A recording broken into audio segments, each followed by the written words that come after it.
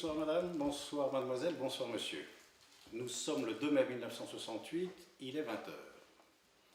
Bienvenue à l'ORTF, l'Office de radio-télévision du Forêt, la voix de son maître. Coup de théâtre ce soir à la faculté de Nanterre. Avec une mesure sans précédent, la faculté des lettres est fermée sine die, en raison de l'aggravation de l'agitation estudiantine. Monsieur Pierre Grappin, doyen, a annoncé il y a quelques instants la suspension des cours à sa faculté. Il déclare: le déroulement régulier des enseignements à la faculté des lettres de Nanterre se trouve depuis plusieurs semaines gravement compromis du fait de l'agitation systématique de certains groupes d'étudiants qui cherchent ainsi à créer un véritable climat d'insécurité. Durant la journée du jeudi 2 mai, en particulier, plusieurs cours n'ont pu avoir lieu du fait d'incidents délibérément créés et de menaces proférées envers les étudiants, des professeurs et des fonctionnaires de l'administration. Il apparaît à l'évidence que les libertés d'expression et de travail traditionnelles en usage dans les facultés sont ouvertement bafouées. En conséquence, j'ai décidé de prendre les mesures suivantes. À partir du vendredi 3 mai à 9 h et jusqu'à nouvel ordre, les cours et travaux pratiqués seront suspendus à la faculté des lettres de Nanterre. Ils seront progressivement rétablis discipline par discipline, suivant les dispositions qui seront portées à la connaissance des étudiants.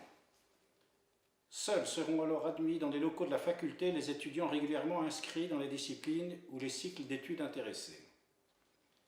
Par ailleurs, toutes mesures seront prises pour que, lors des prochains examens, il soit tenu compte de l'interruption momentanée des enseignements.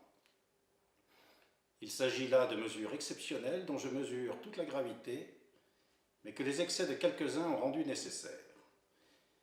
Je fais appel à tous, et en particulier aux étudiants, pour que par leur travail et par leur attitude, ils contribuent à redonner à notre faculté le sens qui doit être le sien. Cette décision de fermeture sine die de la faculté de Nanterre est une mesure sans précédent. Le doyen Grappin a pris là une décision absolument exceptionnelle. C'est en effet la première fois qu'une faculté est fermée pour une période indéterminée et ne sera rouverte que discipline par discipline, selon des modalités qui ne sont pas encore connues.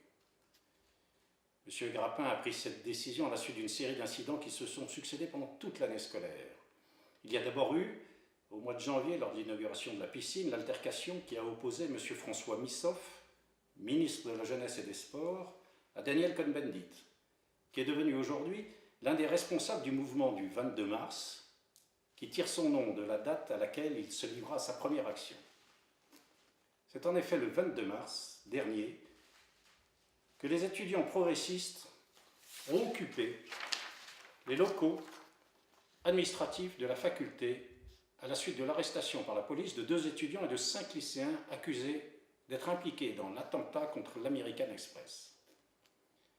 Depuis cette date, le mouvement des étudiants progressistes s'est renforcé et a développé son action en particulier par une série de meetings de caractère révolutionnaire, au cours desquels ont été dénoncés autant l'université sclérosée que la société de classe et la presse bourgeoise. Il y a eu également de nombreuses bagarres. Le climat avait atteint une telle tension que M. Grappin avait déjà décidé la fermeture provisoire de la faculté les 29 et 30 mars. La faculté a été rouverte après 2 jours, mais les incidents se sont poursuivis. On pensait en général que les vacances apaiseraient cette agitation, mais dès la rentrée, les incidents ont repris. Il y a eu en particulier des bagarres qui ont opposé les étudiants progressistes à des éléments de la Fédération nationale des étudiants de France, que le mouvement du 22 mars considère comme fasciste. D'autre part, une série d'actes de violence ont été commis ces derniers jours. Attaque d'un commando d'extrême droite contre l'Assemblée générale de l'UNEF, le dimanche 21 avril. Attaque d'un commando d'extrême gauche contre une exposition sur le Nord-Vietnam, rue de Rennes. Et hier matin même, incident volontaire des locaux de la Fédération des groupes d'étudiants en lettres à la Sorbonne. La montée de la violence et la difficulté de poursuivre une vie universitaire normale ont forcé le doyen Grappin à décider la fermeture de la faculté. Compte tenu de l'intensité de la dramaturgie des événements nationaux, tous les reporters de l'Office de radio-télévision du Forêt ont été mobilisés.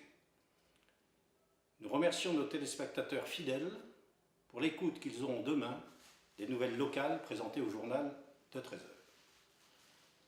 Mais afin de dédramatiser un peu les situations conflictuelles en cours, nous vous proposons une première adaptation locale de la publicité à la télévision.